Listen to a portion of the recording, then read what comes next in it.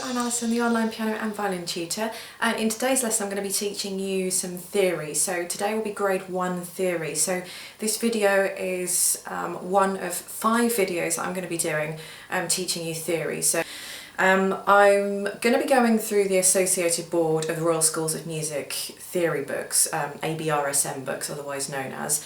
I'm not actually going to be using those books as such, but what I've done is made up my own little worksheets, and I've taken all the material, or everything that has been explained in all those grade books, and I'm going to be explaining them in my way to you, and I've mocked up some worksheets for you that I'm going to be going through. So all of the material that's in the grade book has been put into my little worksheets, and probably scrolling up the screen now somewhere is the web address that you can all go to, so that you can have these sheets and you can print them off and have a look at them and yourself.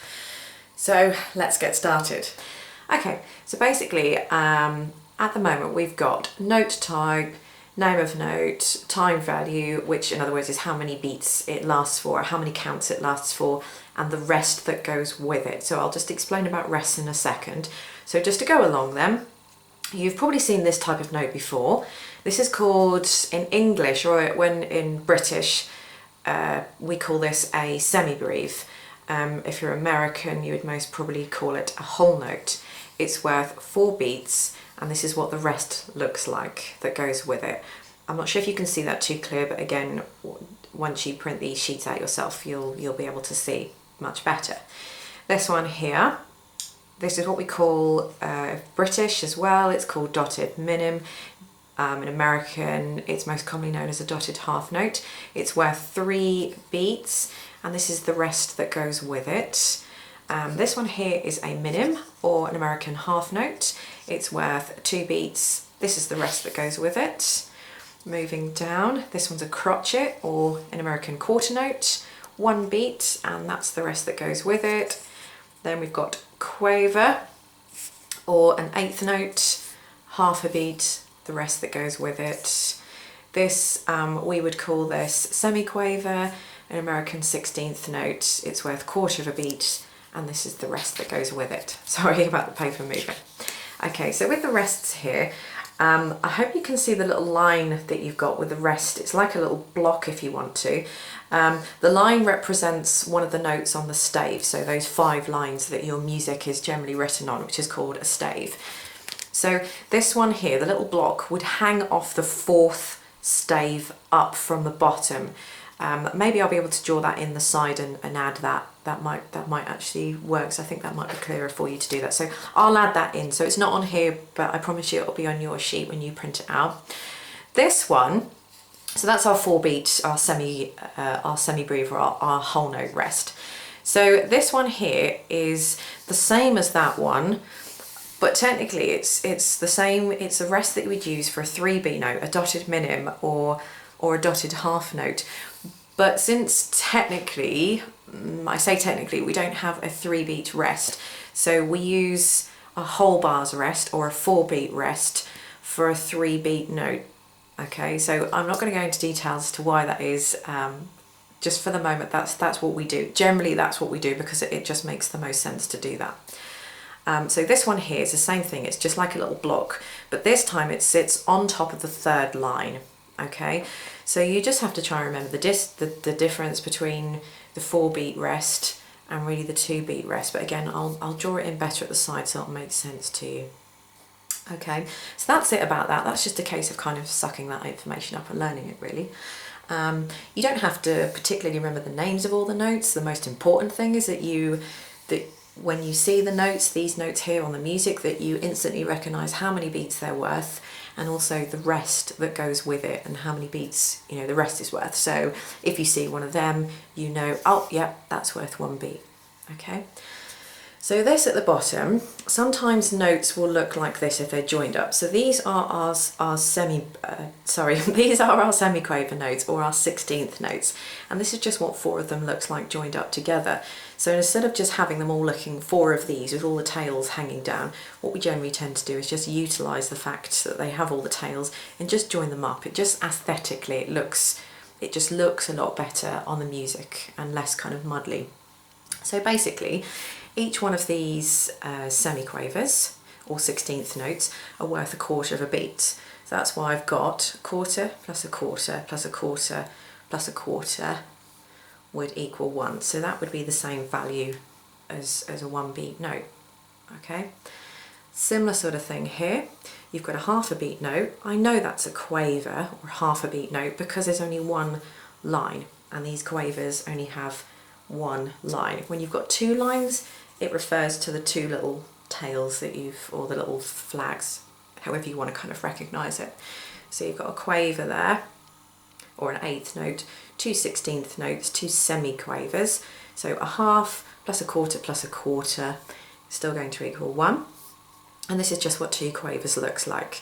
So again, I know they're quavers just because they're joined by one line. So you've got one kind of little tail there. Half plus a half equals 1. Okay, so moving on to time signatures. I'm trying to get this in shot as well. So time signatures, I've written here, they appear at the start of every piece of music and they tell us the timing of each piece of music. So basically the time signatures tells us, so the time signatures tell us how many beats there are in every single bar so that we know how to count it. So for example, most commonly you might see 4/4. That means there's 4 beats in a bar. 1, 2, 3, 4, 1, 2, 3, 4. If you see 2/4, for example, that's another common one. 1, 2, 1, 2. That's very similar to your march, left, right, left, right. If you see a 3/4, which is the other common one, I suppose, that you get, 1, 2, 3, 1, 2, 3, and that would be your typical waltz. So, to break that down a little bit further, the top number of any time signatures tells you how many beats in the bar. So 4/4 would be 4 beats in a bar. 2/4 would be 2 beats in every bar. The bottom number will tell us what type of note. So it's good to know this kind of information, but at this stage it doesn't really mean an awful lot until you get more into advanced music, and that will tell you how to beat things and count the pieces of music a little differently. But it's something that you should know anyway, so that when you do get to the advanced level, you do understand at least what's going on and what it all means. So the bottom numbers are usually represented by a number 2, which you've probably seen at the bottom, a 4 or an 8. Now I've written here that if you've got 2 as the bottom number, it's talking about minims. If you've got 4 as the bottom number, it's talking about crotchets, and if you've got 8, it's talking about quavers. So what we went back to earlier, 4/4, if you had 4/4, it would give you 4, the top number 4 would be how many, so 4, and the bottom number 4 would be quavers. So you'd have 4, crotchets I meant to say, or 8th notes. So you would have 4 crotchets or 4 8th notes in a bar. So just to explain that a little bit further, quite simply I've got, so if there was 4/4 as a time signature, it would mean there are 4 crotchets or 4 8th notes per bar. If you had 2/2 as a time signature, you would still count 1, 2, 1, 2, but it would mean that you were just counting in minims. So it does sound a little bit complicated, but again, as long as you're counting in the top number, whatever the top number is, that's what you would count. It doesn't particularly matter what the bottom number is at this stage, but really what you need to take away from this is just the bottom number would represent a note. So if 2 was a bottom number, it's minim, 4 would be crotchet, and 8 would be quaver. Okay, so the next section is going to be talking about ties. So as I've written at the top here, ties join notes that have the same sound or the same note, the same letter, like 2 Bs, for example. They join them to make them a little bit longer. You can tie any number of notes together as long as they are the same sound or the same letter, the same note. So basically, a tie, I've just got an example of 2 notes here with a tie underneath it. The next one here, I've got 2 notes that cross over a bar. I can still put a tie there, it doesn't really matter. So here, for example, for a tie, you would play the first note, you would carry on holding for the value of the second note, which would be another 1 beat note, but you just wouldn't physically strike the note again. So you would play this, hold it for 1 beat, carry on holding for this value, so in other words, pretend almost like you played it. So in total, you would actually hold this for 2 beats. This is exactly the same one, it goes over a bar, but it doesn't make any difference. So say for example, ties are quite useful if you had say a time signature of 4/4, so you had 4 beats in every bar. Let's just say you had a whole note or a semi-breve in that bar, which is worth 4 beats. So obviously that's exceeded, that has now, sorry, not exceeded, but taken up the full value of the bar. So you've taken up your full 4 beats that you're allowed from the time signature. But let's say, for example, you wanted to hold that note for 5 beats. Well, there isn't a 5-beat note. You can't stick an extra beat in the bar because then you've gone over your 4 beats. So you would then put a 1-beat note or a crotchet at the beginning of the next bar and tie the 2 notes together. And then you'd have a 5-beat note without breaking any of the musical rules. So that's another reason why you might use a tie, or perhaps the composer just wants to hold the note for an incredible amount of time but doesn't want you to keep striking the actual note again, so he'd tie the notes together. Okay, so moving on here, we're going to be talking about dots that come after the notes as well.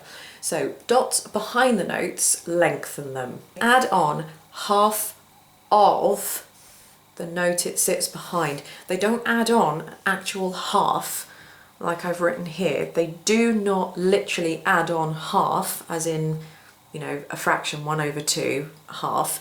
They add on half of whatever it sits behind. So for example, let's just say I've got one of these notes here. So if I cover the dot, this is a crotchet, this is an 8th note, it's worth 1 beat. Now the dot adds on half of 1 beat. Half of 1 beat does actually happen to be half. So the note itself is worth 1, the dot is worth half, which actually I've written on the calculation underneath here. So the total length of the note would now be 1.5 beats. To do another one here, this one is a minim or a half note, and you've got a dot next to it. So the minim itself is worth 2. The dot is worth half of 2. Half of 2 is 1. I apologise if I was being rude to anybody.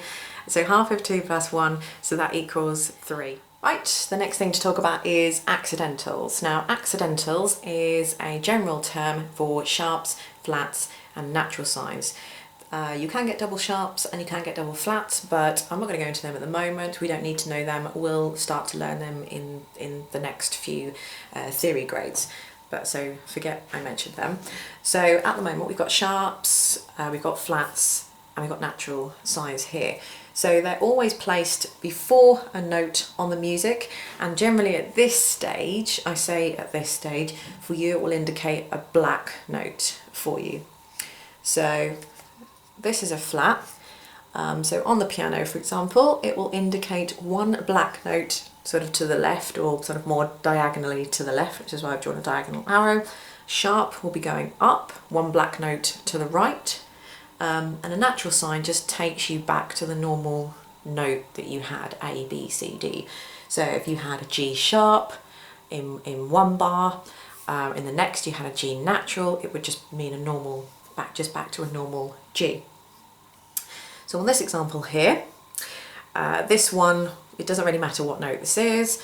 So let's just say it's a G, it would be a G sharp. This note next to it, because it's in the same bar, would also be a G sharp. There isn't a sharp next to it, but because the one before it said it was a G sharp, this one in the same bar would also be a G sharp.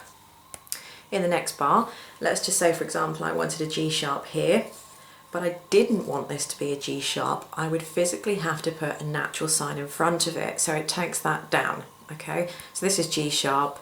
If that natural sign wasn't there, the next one would be a G sharp, but I don't want it to be a G sharp, I want it to be a G natural, so I have to physically put a natural sign in front of it.